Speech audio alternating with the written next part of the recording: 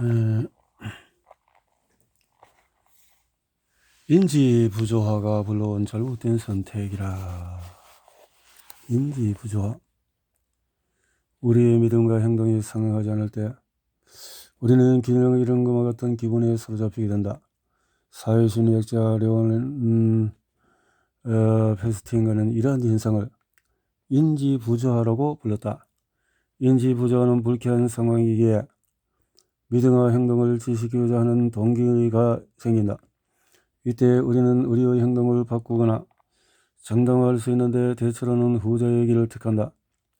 페스팅거의 연구에 나오는 한 사례를 들어보자. 누군가에게 돈을 주고 거짓말시키는 경우다. 시험자는 길고 지루한 실험이 끝난 후에 대학원생으로부터 제안을 받게 된다. 이 실험이 얼마나 짜릿하게 재미있는지 거짓말을 해달라는 것이다.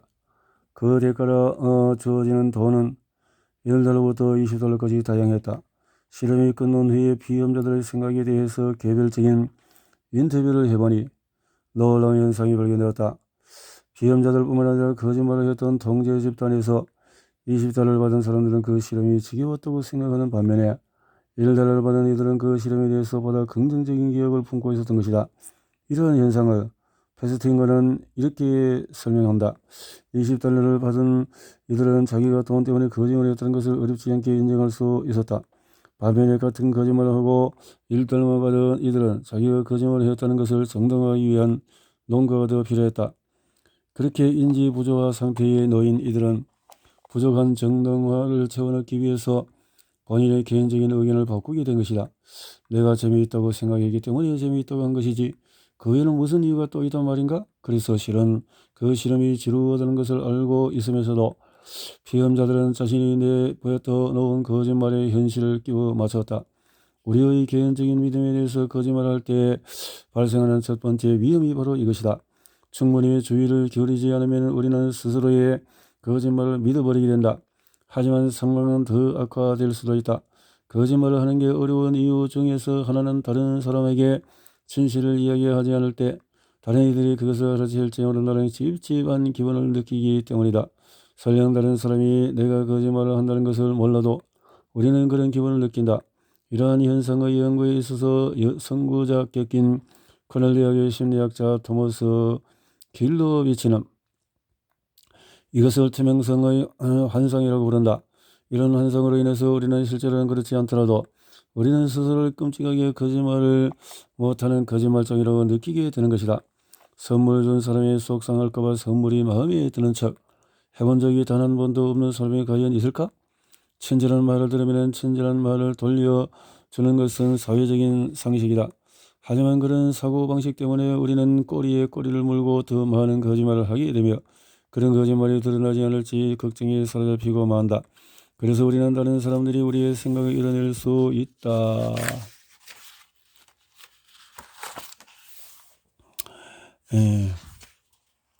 고 믿으며 스스로의 자발적인 선행에 과잉 보상을 하는 경향이 있다. 특히 불안, 수치, 역경 같은 강한 내적 감정에 대해서 다른 이들이 우리를 꿰뚫어보고 있을 것이라고 전제한다. 한 연구는 피험자들에게 15개의 작은 컵에 담긴 빨간 음료를 제공했다. 그것을 마시면서 중립적인 표정을 유지하려고 연구자들은 요구했다. 15개의 컵 중에서 10개는 맛이 좋은 음료가 담겨 있었지만 5개에는 확실히 불쾌한 맛을 음료가 담고 있었고 그런 컵은 무작위로 배치되어 있었다. 실험의 전 과정이 녹화되고 있는 가운데 피험자들은 음료를 마셨고 질문을 받았다. 마른 음료를 마시면서 불쾌함을 감추는 것을 알아보는 사람이 10명 중에 몇 명이나 될까? 피험자들은 10명 중에서 절반 정도는 알아맞힐 거라고 짐작했지만 실제로는 역경을 감추는 사람은 알아보는 일은 10명 중에 3명 정도에 지나지 않았다. 우리 스스로의 투명성을 가장하는 경향은 어디에서 나타난다. 다른 사람들이 얼마나 거짓말을 잘 알아채고 타인의 열성을 이해하며 개인적인 선호를 이해하는지에 대해서 과대평가를 하는 것이다. 그런데 다른 이들이 자신의 거짓말을 알아챌 것이라고 생각하고 있으면 선택지는 전혀 다른 방향으로 향하게 된다. 자신이 속한 집단의 가치관이 이러저러하다고 생각해서 거짓말을 하기로 한 상황을 떠올려보자. 그럴 때 누군가 나에게 모든 이들이 보는 앞에서 공개적으로 반대한다면 어떻게 될까? 본인이 해왔던 거짓말을 부정하는 것이 선택지 중에서 하나다. 그 경우에 지금까지 그 거짓말을 오래도록 해왔다는 것이 드러날 뿐 아니라 위선자처럼 보일 것이다. 하지만 집단 내에 머물기 위해서 거짓말을 더 부풀리는 선택 역시 가능하다. 자신의 진짜 생각이 무엇인지 아랑곳하지 않은 채 집단의 사고방식을 진심으로 믿는다는 환상을 유지해 나가는 것이다. 그렇다면 우리는 우리의 충성심을 다른 이들에게 납득시키고 우리를 향한 의혹을 떨쳐내기 위해서 집단 내에서 점점 더 강경한 태도를 취하게 된다. 본인이 실제로는 반대하고 있는 집단의 사고방식을 열렬히 옹호하며 강화하는 사람이 되고 마는 것이다. 거짓말로 둘러대기 위해서 일을 쓰다가도 일이 꼬이고 마는 이런 일은 너무나도 흔하게 발생한다. 제드 해거드라는 잘생긴 복음주의 교회의 목사의 사례를 떠올려보자. 그는 대학에서 주님의 훈련을 받아서 태어났으며 목사가 된 인물이다. 그리고 1980년대 중반에서 콜로라도주의 콜로라도 스프링스에서 연합문명의 신도와 함께 뉴라이프 교회를 개척했는데 2005년에는 신도가 1만 1천여 명에 달할 정도로 번창했으며 미국 가장 강력한 초대형 교회 중에서 하나로 꼽혔다. 2000년 초에 그 힘이 절정에 이르렀을 때 뉴라이프는 연간 예산이 1,200만 달러에 달했고 해거드는 전미 복음주의협회의 회장 자리에까지 올랐다. 미국 전역의 4만 5천여 교회를 대표하는 자리에 오른 것이다. 복음주의 교회의 목사들이 대체로 그렇듯이 해거드 역시 동성혼에 반대했다. 그러나 해거드의 비난은 말로만 끝나지 않았다. 그는 동성혼 반대에도 너무도 진심이어서 콜로라도주 헌법을 개정하며 동성혼 금지를 명문화하고자 했다. 해거드는 선포했다. 동성애 행위에 대해서 어떻게 생각할지 논쟁할 필요가 없습니다. 성경에 다 적혀 있습니다. 해거드와 그의 추종자들에게 불행하게도 이 모든 것은 2006년 허물어지고 말았다. 그의 말 개인 트레이너이자 성매매 남성인 마이크 존스가 해거드의 실체를 폭로한 것이다. 무대 뒤편에서는 동성애 하는 사람이 동성혼 반대 설교를 해대고 있다는 사실이 저를 화나게 합니다. 존스는 로키마운드 뉴스와의 인터뷰에서 말했다. 저는 이 위선을 폭로해야만 합니다. 해거드는 수백만 명이 넘는 신도들에게 영향을 줄 수 있는 자리에 앉아 동성혼 반대 설교를 하고 있습니다. 하지만 그 모든 사람들 모르게 본인은 설교와 반대로 행동을 하고 있죠. 이 사건이 터진 후에 해거드는 자신이 설립한 교회의 선임 목사 자리에서 해직되었고 전미 복음주의 협회의 회장 자리에서도 물러나야 했다. 나는 개인적으로 거짓말을 해가면서 동성애 반대운동에 힘을 실어준 해거드의 결정은 해거드 본인이나 그의 가족, 그에 따르던 복음주의 교회의 신도들에게만 상처를 준 게 아니었다고 생각한다. 해거드는 그런 행동을 통해서 그가 은밀히 소속되어 있던 집단인 남성 동성애자들에게도 상처를 주었다. 해거드는 너무도 유명하며 큰 힘을 지닌 인물이었기에 그 한 사람의 겉과 속이 다른 대가를 미국이라는 나라 전체가 치르고 있었다. 집단에 소속되기 위해서 스스로를 속이고 내적 분열을 감추는 행동은 조용히 사람을 갉아먹는다. 단기적으로 또 장기적으로 자존감을 해칠 뿐 아니라 건강에도 부정적인 영향을 미치는 것으로 드러난 것이다. 한 가지 분명히 해둘 일이 있다. 만약 우리가 본인이 싫어하는 관점을 지닌 내 집단에 머물러 있기로 마음을 먹는다면 그것은 스스로의 선택이다. 하지만 우리가 다른 사람의 생각을 잘못 읽고 있었고 다른 사람들 역시 실은 그런 관점을 좋아하지 않는다면 어떨까? 만약에 우리가 이런 종류의 실수를 하고 있으며 그래서 우리의 선호나 정체성에 대해서 쏟고 있다면 우리는 좀 더 복잡한 상황에 놓인다. 집단 착각을 만들면서 강화하기 때문이다. 이런 상황은 더 큰 규모로 진행될 수도 있다. 내가 다른 이들을 속임으로써 집단에 그 영향이 미치고 그렇게 오해가 공유되면서 사회의 진보적인 변화가 멈추는 것 결과로 이어질 수도 있는 것이다. 남부의 인종차별 철폐의 역사는 이 점에서 흥미로운 사례라고 할 수 있다. 법이 바뀌었고 보원 판결도 내려지면서 인종차별은 공식적으로 끊어지면 실질적인 변화는 매우 더뎠다. 매우 분명하고도 구체적인 한 가지 이유 때문이었다. 다른 백인들이 인종차별 철폐에 반대한다고 생각하고 있었던 것이다. 웨슬리안 대학교의 사회학과 교수 휴버트 오그만 교수가 1960년대 70년대에서 발견한 바에 따르면 그렇다. 인종차별 철폐에 반대하는 백인들은 자기 주변의 다른 백인들도 인종차별 철폐에 반대한다고 생각하고 있었다. 다른 식으로 말해보자면 현 상태에서 벗어나 변화를 추구하자고 주장하는 이들은 본인이 외로운 처지에 놓여 있다고 생각하고 있었다. 실은 그렇지 않은데도 말이다. 오금원 교수는 이렇게 말했다. 백인이 엄격한 인종차별을 지지하는 입장에 가까울수록 그 백인들은 본인 지역의 백인들 중에서 대다수가 인종차별을 지지하고 있다고 간주하고 있었다. 다른 이들의 생각을 오해하면서 본인의 진정한 시각을 감춤으로써 사람들은 스스로의 내적 일관성을 해칠 뿐 아니라 실은 본인이 원하는 사회적인 변화의 실현을 가로막고 있었던 것이다. 인종차별 문제에서 다른 사람들의 의견을 잘못 해석하는 문제는 그뿐만이 아니었다. 이는 수많은 연구를 통해서 거듭 확인된 바 있다. 백화점의 백인 관리자들은 고객들이 좋아하지 않는다는 착각 속에 흑인을 판매원으로 고용하지 않고 있었다. 1969년 설문조사에 따르면 디트로이트의 백인들 중에서 75%는 백인 아이가 흑인 아이와 어울려 놀게 해도 좋다고 생각하고 있었지만 다른 백인들도 비슷한 생각을 했을 거라는 응답은 3분의 1에 지나지 않았다. 이렇듯이 현실을 잘못 파악함으로써 현존하는 구조적인 인종주의는 더욱 튼튼해지며 흑인뿐 아니라 다른 소수 인종 집단들이 겪는 건강, 교육, 주거, 여타 기회에서의 차별은 대를 이어서 존속하게 된다. 이러한 집단 착각은 다른 이들을 대하는 태도의 문제에도 의식적으로든 무의식적으로든 오늘날까지 영향을 미치고 있다. 1976년 오거머리 쓴 글은 우리가 살고 있는 현재의 맥락에도 잘 들어맞고 있는 것이다. 다른 이들의 가치관이나 태도에 대해서 잘못 판단하는 일은 작은 규모의 친밀한 집단에서도 빈번하게 발생한다.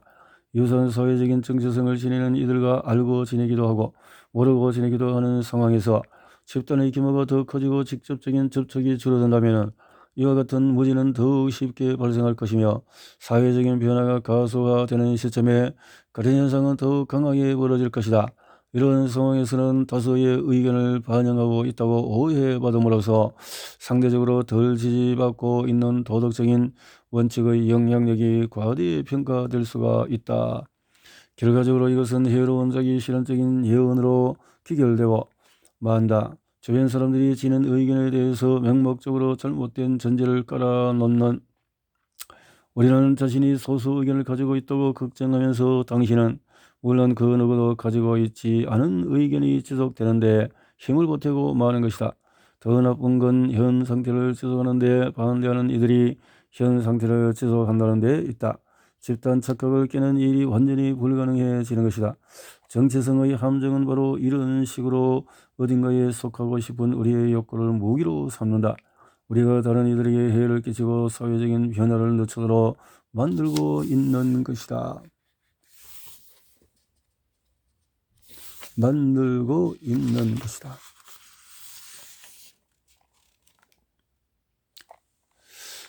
흑백으로 변해버린 세계. 짐 존스는 추종자들이 자신에게 완전히 의존하게 만들었다. 그리스도인 빌와 다른 이들은 본인의 숭배 집단으로 끌어질 때도 마찬가지였다. 심지어 깊은 정글에 고립된 주거지를 만들기 전부터 그는 추종자들에게 소유물과 집 등을 희생하라고 요구했고 심지어는 자녀 양육권을 포기하라고 했다. 일단 좋은 수도원에 들어가고 나면 사람들은 여권을 내놓아야 했고 의료적인 정권도 차단했다. 외부 세계와의 모든 의사소통은 검열의 대상이었다. 존스가 거느린 경호원들은 무장 상태인 반면에 밀러와 다른 존스타운 거주자들은 그 어떤 사회적인 접점도 없었으니 그들에게 선택의 여지는 남아있지 않았다. 이 이야기를 통해서 우리는 경각심을 잃어버린 집단이 얼마나 쉽게 맹목적인 숭배에 빠져들 수 있는가에 대한 교훈을 얻을 수 있었다. 대체로 동질적인 구성원으로서 이루어진 집단에 속해 있고 그 집단을 신뢰하는 사람의 사회적인 정체성은 단순해진다. 그의 사회적인 정체성은 덜 유연해지고 사회적인 차이에 대한 민감도가 떨어지게 된다. 자신의 부족에 순응하는 것이 자기 인식과 불가분의 관계를 맺으면서 어떤 대가를 치르더라도 순응하게 되는 것이다. 또한 그런 기준에 맞지 않는 이들은 점점 더 곱지 않은 눈으로 바라보게 된다. 이런 종류의 정체성의 덫에 걸리고 나면 우리는 우리와 다른 자들의 경계선을 그었고 그들을 배제하기 위한 이유를 찾아 나선다. 우리는 다양성에 대한 덜 관용적이고 근친 교회적인 집단이며 다른 이들에 대한 고정관념을 품는다. 우리의 사회적인 세계의 흑벽으로 칠함으로써 편안함을 보장받고자 하는 것이다. 심리학자 마를린 브루어와 그의 동료인 캐슬린 피어는 이렇게 이야기한 바 있다. 개인이나 사회적인 조직은 심리적, 경제적, 정치적 손실을 입을 것이 우려되는 상황에 놓이면 불확실성을 줄여야 한다는 절박한 필요에 쫓기게 된다. 그래야 전에 비해서 더 외부를 배척하고 세계를 단순하게 바라볼 수 있게끔 해주는 단순한 범주로 이루어진 사회적인 정체성으로 스스로를 규정하려 들 것이다. 그로 인해서 차별은 더욱 강화되며 변화에 대한 저항도 커진다. 이런 함정에 빠지지 않기 위해서 우리는 무엇을 해야 할까? 단순하지만 예방 효과까지 있는 방법이 있다. 정체성의 함정에 빠지고 싶지 않다면 자기 정체성의 복잡도를 높여야 한다. 말하자면 마치 컬트 조직에 빠진 이들이 그렇듯이 단 하나의 집단이 모든 것을 쏟아붓지 말라는 것이다. 우리는 다양한 집단에 속함으로써 정체성의 함정에 빠지는 것을 예방할 수 있다. 즉 사회적인 정체성의 포트폴리오를 건강하게 다각화하는 것이다.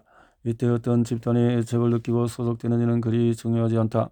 그저 나름의 긍정적인 면모를 지니고 본인에게 끌리는 면이 있다면 그것으로 충분하다. 스포츠나 음악, 팬클럽일 수도 있고 도서 모임일 수도 있고 같이 경기를 보러 다니거나 공부하는 단체여도 좋다. 취미라는 밴드나 성가대 활동 역시 바람직하다. 주기적으로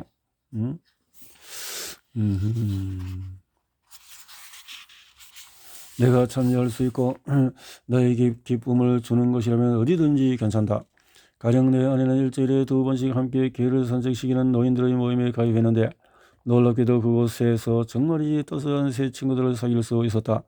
사회적인 포트폴리오를 넓게 가져가는 것은 단일 그룹에만 속할 때 벌어진 우리의 그들의 저주로부터 우리를 해방시켜 주지만 그 효과는 오직 그것만이 아니다.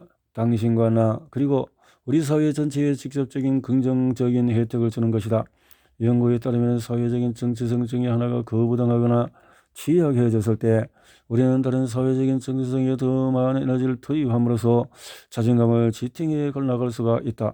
유럽계 미국인 여성들은 대상으로 한 어떤 실험에서 인종과 성별 양쪽의 정체성의 가치를 동등하게 부여하는 이들로 비혼자 집단을 구성했다.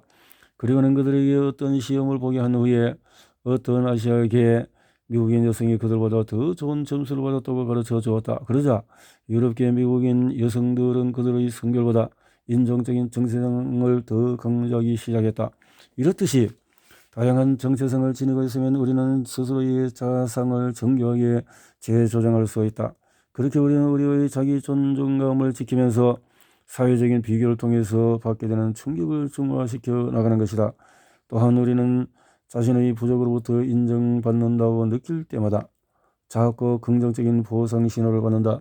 따라서 우리는 다양한 부족에 속함으로써 그런 보상을 얻을 가능성을 극대화하는 전략을 추구해 볼 수도 있다. 그러나 정체성 다각화의 혜택은 거기서 멈추지 않는다. 2000년대 초 소나이 로카스와 마를린 브루어는 다양한 부족에 속할 때 발생하는 또 다른 효과를 발견했다. 누군가가 다양한 집단에 속해 있다고 생각할수록 그는 더욱 큰 회복 탄력과 관용도 포용력을 지니게 된다. 또한 이는 그 사람의 전체적인 세계관에도 영향을 미친다.